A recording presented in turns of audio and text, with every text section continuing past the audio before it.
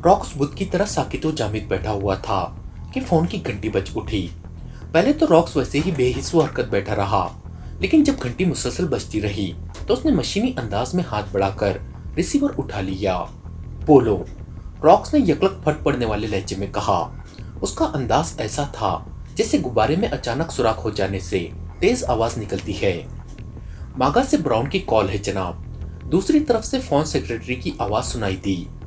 अब क्या रह गया है सुनने के लिए? अब मजीद उससे क्या कहना है? रॉक्स ने हलक के बल चीखते हुए कहा और रिसीवर क्रेडल पर पटक दिया। उसी लम्हे मखसूस अंदाज की सीटी बजने लगी तो रॉक्स ने बेइख्तियार होंठ भींच लिए, क्योंकि ये आवाज सब हेडक्वार्टर से कॉल की थी और उसे मालूम था कि जैसे ही उसने लेबोरेटरी की तबाही की रिपोर्ट देनी है तो सब हेडक्वार्टर ने उसे मौत की सजा दे देनी है। इसलिए यह कॉल उसे अपनी मौत की आवाज महसूस हो रही थी, लेकिन घंटी मुसलसल बज रही थी। रॉक्स ने एक तवील सांस लेते हुए मेज की दराज खोलकर उसमें से सुर्ख रंग का कार्डलेस फोन निकालकर उसको ऑन कर दिया।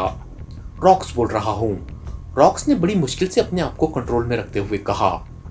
तुमने लेबोरेटरी के बारे में कोई इत्तला नहीं दी, क्यों? दूसरी तरफ से मशीनी सी आवाज सुनाई दी। रिपोर्ट देने के लिए क्या रह गया है वहां? सिवाय मौत के और कुछ नहीं रह गया वहां। सब कुछ तबाह कर दिया गया है।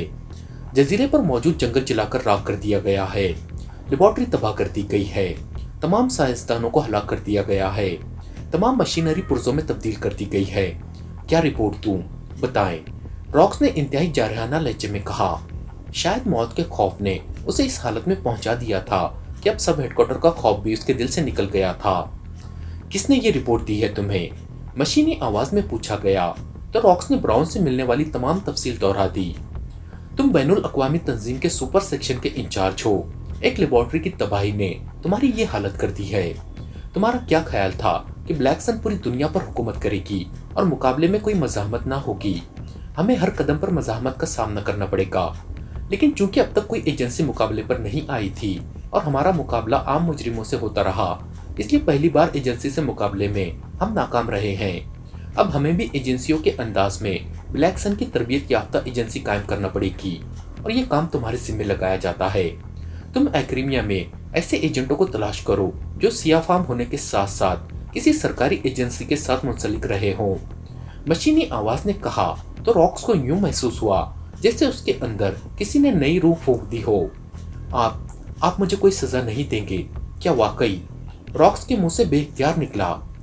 तुम हमारे खास आदमी हो और ये नाकामी बराह रास्त तुम्हारी नाकामी नहीं, इसलिए तुम्हें कोई सजा नहीं दी जाएगी। तुम एजेंसियों के तरबियत याफ्ता अफराद को ट्रेस करके सब हेडक्वार्टर को रिपोर्ट दो। दूसरी तरफ से कहा गया और इसके साथ ही राब्ता खत्म हो गया तो रॉक्स ने भी रिसीवर रखा और बेइख्तियार कुर्सी से उठकर बच्चों की तरह नाचने लग गया। उसका चेहरा फरते मुसर्रत से गुलाब के फूल की तरह खिला हुआ नजर आ रहा था। उसे वाकई यूं महसूस हो रहा था जैसे वो मरकर दोबारा जिंदा हुआ है। उसे 100% यकीन था कि लेबोरेटरी की तबाही की रिपोर्ट देते ही उसके डेथ ऑर्डर जारी कर दिए जाएंगे, लेकिन सब हेडक्वार्टर ने न सिर्फ उसे मौत की सजा नहीं दी बल्कि उसे इंतहाई अहम एजेंसी की तैयारी का काम भी सौंप दिया गया। उसके जहन में फौरन नाराक के साबू का ख्याल आया। साबू एक्रीमिया की एक सरकारी एजेंसी से तवील अरसा तक मुंसलिक रहा था। वो सियाफाम था और तरबियत याफ्ता था। सरकारी एजेंसी से रिटायर होने के बाद वो एक प्राइवेट एजेंसी से मुतालिक हो गया था। साबू से उसके खासे गहरे दोस्ताना ताल्लुकात थे, इसलिए उसने उस काम में साबू से मदद लेने का फैसला किया। इसके साथ ही उसने मेज पर मौजूद कार्डलेस फोन उठाया और उसने उसे मेज की दराज में रखा और फिर दराज बंद करके उसने फोन का रिसीवर उठाया और एक बटन प्रेस कर दिया। Yes boss. दूसरी तरफ से फोन सेक्रेटरी की आवाज सुनाई दी। साबू को उसके मखसूस ठिकानों पर तलाश करो और जहां भी मौजूद हो मेरी उससे बात कराओ, रॉक्स ने कहा। Yes boss. दूसरी तरफ से कहा गया तो रॉक्स ने रिसीवर रख दिया। वैसे उसके जहन पर लेबोरेटरी की तबाही के मनाजर बार बार उभर रहे थे। उसे अब तक यकीन नहीं आ रहा था कि ऐसा भी हो सकता है, क्योंकि इस लेबोरेटरी के हिफाजती इंतजामात ऐसे थे कि किसी सूरत भी उसे तस्कीर नहीं किया जा सकता था। लेकिन इसके बावजूद उसे इस अंदाज में मुकम्मल तबाह कर दिया गया। यह उसके लिए वाकई हैरत का सबब था। फिर न जाने कितनी देर बाद फोन की घंटी बज उठी तो रॉक्स ने हाथ बढ़ाकर रिसीवर उठा लिया। यस, रॉक्स ने कहा। जनाब साबू लाइन पर है बॉस। दूसरी तरफ से फोन सेक्रेटरी की मुअद्दबाना आवाज सुनाई दी। हेलो, रॉक्स बोल रहा हूँ, रॉक्स ने कहा। साबू बोल रहा हूँ रॉक्स, आज कैसे याद कर लिया? दूसरी तरफ से एक मर्दाना आवाज सुनाई दी। लहजा बेतकल्लुफाना सा था। साबू, एक इंतहाई अहम मसला दरपेश है और मुझे तुम्हारी मदद की जरूरत है। रॉक्स ने कहा। क्या हो गया है? कुछ बताओगे तो पता चलेगा। साबू ने कहा तो रॉक्स ने उसे मास्टर आइलैंड पर लेबोरेटरी की मौजूदगी से लेकर डॉक्टर आफ्ताब की हलाकत और फिर उसकी मुकम्मल तबाही तक की तमाम तफसील बता दी। मेरा तो ख्याल था कि सब हेडक्वार्टर मुझे मौत की सजा दे देगा, बल्कि ख्याल नहीं, मुकम्मल यकीन था। लेकिन सब हेडक्वार्टर ने मेरी तारीफ की और मुझे सजा की बजाय पाकिस्तानी एजेंटों और उन जैसे दिगर एजेंटों के मुकाबले के लिए तरबियत याफ्ता एजेंट्स पर मुश्तमिल एजेंसी बनाने की हिदायत की है, जिस पर मुझे तुम्हारा ख्याल आ गया। तुमने इस काम में मेरी मदद करनी है। रॉक्स ने कहा। तुमने पाकिस्तानी एजेंटों को कहा है, तुम्हारा मतलब है कि पाकिस्तान सीक्रेट सर्विस है? साबू ने कहा। हाँ वही, हम उन्हें पाकिस्तानी एजेंट्स कहते हैं। रॉक्स ने जवाब देते हुए कहा। वेरी बैड, तुम और तुम्हारा सब हेडक्वार्टर दोनों ही अहमक है। पाकिस्तानी सीक्रेट सर्विस से मुकाबले के बाद ये नतीजा निकलना ही था। दोस्तों, ब्लैक सन का सिलसिला जारी रहेगा, लेकिन उससे पहले अगर आप हमारे चैनल पर नए हैं या अब तक आपने हमारे चैनल को सब्सक्राइब नहीं किया है तो चैनल को सब्सक्राइब करें और वीडियो को लाइक ज़रूर करें। शुक्रिया। और अब मुझे तुम्हारी और तुम्हारे सब हेडक्वार्टर के बारे में भी खतरा महसूस होने लग गया है। ये लोग आसानी से पीछे नहीं हटेंगे। ये तुम्हारे सब हेडक्वार्टर को तबाह करके ही वापस जाएंगे। साबू ने कहा। सब हेडक्वार्टर का किसी को इल्म नहीं है, हत्ता कि मुझे भी नहीं है, इसलिए तुम ये बातें छोड़ो और मेरी बात का जवाब दो। रॉक्स ने कहा। ठीक है, अगर तुम जिंदा रह गए तो फिर बात होगी, साबू ने कहा और रॉक्स बेख्तियार चौंक पड़ा। क्या मतलब? क्या कह रहे हो? मैंने तुम्हें बताया तो है कि सब हेडक्वार्टर ने मुझे सजा नहीं दी। रॉक्स ने कहा। मैं सब हेडक्वार्टर की नहीं बल्कि पाकिस्तान सीक्रेट सर्विस की बात कर रहा हूँ। मेरी बात तुम मानोगे नहीं, वरना कम से कम 1 माह के लिए अंडरग्राउंड हो जाओ। साबू ने कहा। ऐसा कैसे हो सकता है? मेरा उनसे बराह रास्त कोई ताल्लुक भी नहीं है। रॉक्स ने मुंह बनाते हुए कहा। ओके, मैं 1 हफ्ते के लिए विलिंगटन जा रहा हूँ। 1 हफ्ते बाद तुमसे मुलाकात होगी, फिर बैठकर ब्लैक सन के लिए एजेंसी का खाका तैयार करेंगे। साबू ने कहा। ठीक है, जहन में रखना। गुड बाय, रॉक्स ने कहा और उसने रिसीवर रख दिया। उसी लम्हे मेज पर पड़े हुए इंटरकॉम का बजर बज उठा तो रॉक्स चौंक पड़ा, क्योंकि बजर का बजना बता रहा था कि क्रॉस क्लब से ही कॉल की जा रही है। उसका ये ऑफिस क्लब की 4थी मंजिल पर था, जबकि क्लब में उसका ऑफिस दूसरी मंजिल पर था। उसने हाथ बढ़ाकर रिसीवर उठा लिया। यस, रॉक्स ने कहा। बॉस, क्लब में एक्रीमियन रियासत विलमोर की एक टीम आई हुई है, वो आपसे मुलाकात चाहती है क्लब के सिलसिले में। दूसरी तरफ से मुअद्दबाना लहजे में कहा गया। टीम? क्या मतलब? कैसी टीम? रॉक्स ने चौंक कर और कदरे हैरत भरे लहजे में कहा। बॉस, विलमोर रियासत में क्लबों की एक चैन टॉप क्लब्स के नाम से है। ये सब सिया फार्मों के क्लब हैं। अब ये लोग यहाँ नाराक में भी टॉप क्लब कायम करना चाहते हैं, जिसके लिए इन्हें आपकी मदद की जरूरत है। ये टीम 2 मर्दों और 1 औरत पर मुश्तमिल है। दूसरी तरफ से कहा गया। सॉरी, मेरे पास वक्त नहीं होता ऐसे फजूल लोगों से मिलने का। इन्हें सॉरी कहकर वापस भिजवा दो, रॉक्स ने कहा और रिसीवर रखकर वो उठा और मुड़कर बैरूनी दरवाजे की तरफ बढ़ गया ताकि अब क्लब के ऑफिस में जाकर बैठ सके। उसे मालूम था कि क्लब का मैनेजर रॉफ्ट आने वालों को वापस भेज देगा। वो ऐसे कामों का माहिर था। इमरान, सफदर और जूलिया समेत इस वक्त क्रॉस क्लब के मैनेजर रॉफ्ट के ऑफिस में मौजूद था। क्रॉस क्लब का माहौल उनकी तवक्को के खिलाफ खासा शरीफाना था, इसलिए उनकी तरफ किसी ने कोई खास तवज्जो न की थी। काउंटर पर जाकर जब उन्होंने रॉक से मिलने का इजहार किया तो उन्हें मैनेजर रॉफ्ट के कमरे में भिजवा दिया गया। रॉफ्ट ने उनका खुशदिली से इस्तकबाल किया और उनकी बात सुनकर उसने रॉक से फोन पर राब्ता भी किया, लेकिन रॉक्स ने इमरान और उसके साथियों से मिलने से साफ इनकार कर दिया। चूंकि रॉक्स से बात करते हुए रॉफ्ट ने लाउडर का बटन प्रेस कर रखा था, इसलिए रॉक्स का जवाब उन्होंने खुद भी सुन लिया था। आई एम सॉरी मिस्टर मार्च, मैंने पहले ही आपको कहा था कि बॉस ऐसी बातों में दिलचस्पी नहीं लिया करते। रॉफ्ट ने रिसीवर रखते हुए इमरान से मुखातिब होकर कहा। कोई बात नहीं मिस्टर रॉफ्ट, ये तो जनाब रॉक्स की मर्जी है कि वो हमारे क्लब की सरपरस्ती करते हैं या नहीं, लेकिन हम उनसे एक मुलाकात जरूर चाहते हैं ताकि हम अपने बड़ों का सलाम भी उन्हें पहुंचा सके और इस बात पर भी फख्र कर सके कि हमारी मुलाकात जनाब रॉक्स से हुई है। इमरान ने कहा। सॉरी मिस्टर, बॉस एक बार इनकार करने के बाद फिर किसी सूरत नहीं मिलेंगे। रॉफ्ट ने कहा। आप कोशिश तो करके देखें, हम आपके भी ममनून रहेंगे। इमरान ने कहा। फिर आपको कुछ देर इंतजार करना होगा, बॉस क्लब ऑफिस में आने वाले हैं, फिर कोशिश करूंगा। आप इधर विजिटिंग रूम में बैठ जाएं। रॉफ ने कहा। कहाँ है ये आपके बॉस का क्लब ऑफिस? इमरान ने कहा। यहीं इसी मंजिल में है, लेकिन उसका रास्ता उगबी तरफ से है।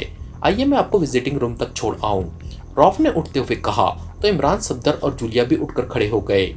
फिर रॉफ्ट उन्हें अपने ऑफिस से बाहर एक साइड पर मौजूद एक कमरे के दरवाजे पर ले आया। अब यहाँ तशरीफ रखें, बॉस के आने के बाद बात होगी, रॉफ्ट ने कहा और फिर इस तरह मुड़ गया जैसे उसका कोई ताल्लुक उनसे ना रहा हो। इस तरह मामला हल नहीं होंगे इमरान साहब, सफदर ने बड़बड़ाने के अंदाज में कहा तो इमरान बेख्तियार हंस पड़ा। तो तुम्हारा ख्याल है कि मैं यहाँ उस रॉक से उसके क्लब ऑफिस में मिलूंगा? वहाँ हमने उनसे क्या पूछ-गुछ करनी है? हमें उसके उस ऑफिस तक पहुँचना है जिसे वो ब्लैक सन के ऑफिस के तौर पर इस्तेमाल करता है, और हेडक्वार्टर के बारे में तो मालूमात वहीं से मिल सकती हैं। इमरान ने कहा। लेकिन कैसे? वो तो मिलने के लिए ही तैयार नहीं है, सफदर ने कहा। वो ना मिले, हम उसे मिल लेंगे, इमरान ने कहा। और फिर तकरीबन 20 मिनट बाद मेज पर मौजूद फोन की घंटी बज उठी तो इमरान ने हाथ बढ़ाकर रिसीवर उठा लिया। यस, मार्श बोल रहा हूँ, इमरान ने कहा।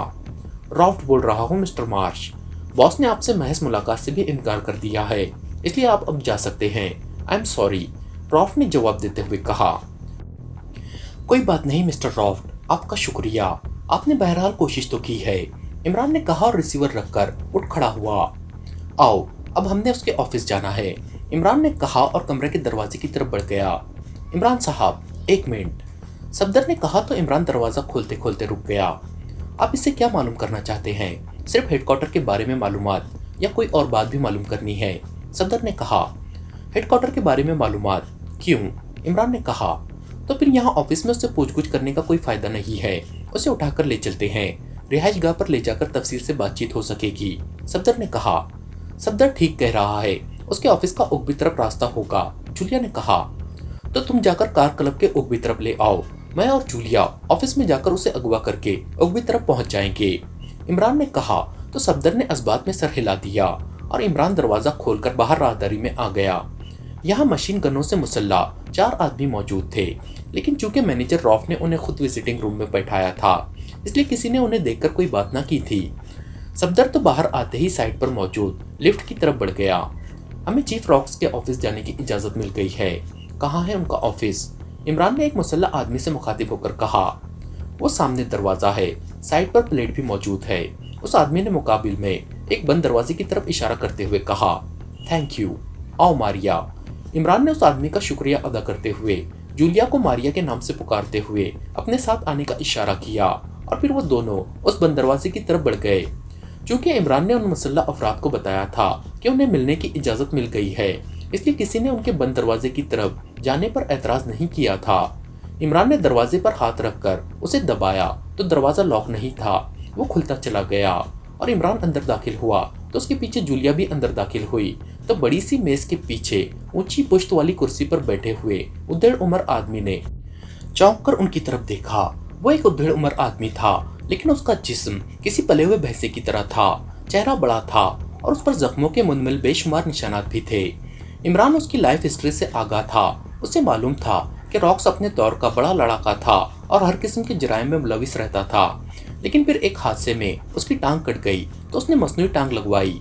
फिर यह क्लब खोल लिया, लेकिन उसकी मसनूई टांग उस खूबी से एडजस्ट की गई कि उसको उठते बैठते और चलते फिरते देखकर कोई ये नहीं कह सकता था कि उसकी एक टांग मसनूई है।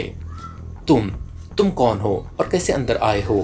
कुर्सी पर बैठे रॉक्स ने चौंक कर और हैरान होते हुए कहा। दरवाजा खोलकर अंदर आए हैं मिस्टर रॉक्स, इमरान ने मुस्कुराते हुए कहा। इस दौरान वो मेज की साइड से होकर कुर्सी पर बैठे रॉक्स के करीब पहुंच गया, जबकि जूलिया ने अंदर दाखिल होकर बड़े इत्मीनान भरे अंदाज में दरवाजा अंदर से बंद करके उसे बाकायदा लॉक कर दिया।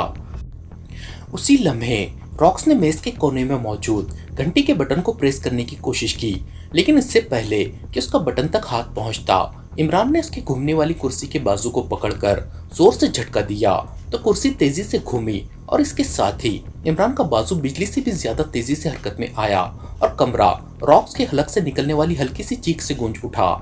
उसका जिस्म यकलक ढीला पड़ गया था और गर्दन ढलक गई थी। इमरान की खड़ी हथेली खासी कुव्वत से उसकी गर्दन पर कुछ इस तरह पड़ी थी कि भैंसे जैसे जिस्म रखने के बावजूद उसके लिए एक ज़र्ब काफी साबित हुई। इमरान ने कुर्सी को घूमने से रोका और फिर उगबी तरफ मौजूद दरवाजे की तरफ मुड़ गया और फिर दरवाजा खोलकर अंदर दाखिल हो गया। जूलिया ने आगे बढ़कर मेज की दराजें खोली और उनमें मौजूद सामान चेक करना शुरू कर दिया, लेकिन वहां कोई खास चीज नहीं थी। फिर इमरान वापस आ गया।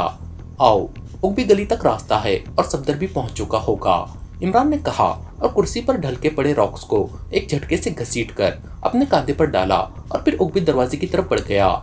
जूलिया उसके पीछे थी। थोड़ी देर बाद वो दोनों उगबी सीढ़ियां उतरकर एक गली में पहुंच गए। वहां सफदर कार समेत मौजूद था। इमरान ने कार का उगबी दरवाजा खोलकर बेहोश रॉक्स को उगबी सीटों के दरमियान डाला और फिर उस पर साइड में पड़ा हुआ कपड़ा उठाकर डाल दिया। चलो सफदर, मैं उगबी सीट पर बैठूंगा ताकि इसे अगर रास्ते में होश आ जाए तो इसे दोबारा बेहोश किया जा सके, इमरान ने कहा। तो सफदर ड्राइविंग सीट पर और जूलिया साइड सीट पर बैठ गई। इमरान उगबी सीट पर बैठा हुआ था, लेकिन जर्ब शायद कुछ इस तरह लगी थी कि इमरान और उसके साथी अपनी रिहाइशगाह पर पहुंच गए, लेकिन रॉक्स को होश न आया। अब इसे उठाकर अंदर ले चलो और कमरे में ले जाकर कुर्सी पर डाल दो। मैं कोई रस्सी ढूंढ लाता हूँ ताकि इसे बांधा जा सके, इमरान ने कहा और इमारत की तरफ बढ़ गया। जूलिया उसके साथ थी, जबकि सफदर ने भी कार रोककर पहले जाकर फाटक बंद किया और उसे अंदर से लॉक किया और फिर कार की उगबी सीटों के दरमियान तकरीबन ठुसे हुए रॉक्स को घसीटकर बाहर निकाला और उसके भारी जिस्म को कांधे पर डालकर वो इमारत की अंदरूनी तरफ बढ़ गया। एक बड़े कमरे में पहुंचकर उसने एक कुर्सी पर रॉक्स को डाल दिया। जूलिया भी अंदर मौजूद थी। आप आज कुछ जरूरत से ज्यादा ही खामोश लग रही हैं, कोई खास वजह है? सफदर ने जूलिया की तरफ देखते हुए कहा। कुछ नहीं, वैसे जब से सिया फामों का मेकअप किया है मुझे यूं लग रहा है जैसे मैं इंसानों की सबसे बाहर हो गई हूँ, जूलिया ने जवाब दिया। सिया फाम अफराद को ऐसा ही समझा जाता है। सदियों तक तो उन्हें इसीलिए गुलाम बनाकर रखा गया था कि वो सिया फाम है, सफदर ने कहा। उसी लम्हे इमरान हाथ में रस्सी का एक बंडल उठाए अंदर दाखिल हुआ। ये लो रस्सी, इसे अच्छी तरह बांध दो। आओ जूलिया, मैं तुम्हारा मेकअप वॉश कर दूं, तुम्हें बहुत बोरियत महसूस हो रही होगी, इमरान ने कहा। तो सफदर बेइख्तियार हंस पड़ा। तुम हंस रहे हो, कोई खास बात? इमरान ने कहा। तो सफदर ने जूलिया से होने वाली गुफ्तगू दोहरा दी। ये हमारा दीन इस्लाम है जिसने बड़ाई का मियार सिर्फ तकवा को बनाया है। रंग, नस्ल, जुबान सबकी बड़ाई खत्म कर दी गई है, इमरान ने कहा। तो इस बार जूलिया और सफदर दोनों ने इस्बात में सर हिला दिए। फिर इमरान ने पहले जूलिया का मेकअप वॉश किया, फिर सफदर को बुलाकर उसका और आखिर में अपना मेकअप वॉश कर दिया। फिर वो बड़े कमरे में आ गया जहां सफदर और जूलिया कुर्सियों पर बैठे हुए थे। सफदर, कार की नंबर प्लेट तब्दील कर दो, इमरान ने कहा। तो सफदर बेइख्तियार चौंक पड़ा। क्यों, कोई खास बात? सफदर ने हैरान होते हुए कहा। तो तुम्हारा ख्याल है कि मैंने मेकअप सियाफाम बन जाने की वजह से वॉश किया है? ऐसी बात नहीं। रॉक्स एक बैनुल अक़वामी तंजीम का सेक्शन इंचार्ज है। जैसे ही इसकी गुमशुदगी सामने आएगी पूरे नाराक में इसकी तलाश शिद्दत से शुरू हो जाएगी, इसलिए मैंने मेकअप तब्दील किए हैं और कार का नंबर इसलिए तब्दील करने के लिए कहा कि वो इस कार का सुराग लगाते हुए अगर यहाँ तक पहुंचेंगे तो वो धोखे में रह जाएंगे, इमरान ने कहा। तो सफदर ने इस्बात में सर हिला दिया और उठकर कमरे से बाहर चला गया। इसको कैसी जर्ब लगाई है तुमने कि इस कदर मजबूत जिस्म का मालिक होने के बावजूद इतनी देर हो गई है कि अभी तक होश में नहीं आया, जूलिया ने कुर्सी पर बंदे बैठे रॉक्स की तरफ इशारा करते हुए कहा। इस जर्ब से उसकी शहरक भी मुतासिर हुई है। ऐसा मैंने दानिस्ता किया था क्योंकि मुझे अंदाजा था कि इसे उसके ऑफिस से उठाकर यहाँ तक लाने में वक्त लगेगा और होश में आने के बाद ये खतरनाक भी साबित हो सकता था, इमरान ने कहा। और आगे बढ़कर पहले उसने रस्सी की गांठें चेक की, फिर दोनों हाथों से उसने रॉक्स का मुंह और नाक बंद कर दिया। चंद लम्हों बाद जब उसके जिस्म में हरकत के आसार नमूदार होने लगे तो उसने हाथ हटाए और वापस आकर जूलिया के साथ वाली कुर्सी पर बैठ गया। कुछ देर बाद रॉक्स ने कराहते हुए आंखें खोल दी और साथ ही उसने लाशऊरी तौर पर उठने की कोशिश की, लेकिन बंदा होने की वजह से वो सिर्फ कसमसाकर रह गया। ये क्या मतलब? ये मैं कहाँ हूँ? कौन हो तुम? रॉक्स ने इंतहाई हैरत भरे लहजे में कहा।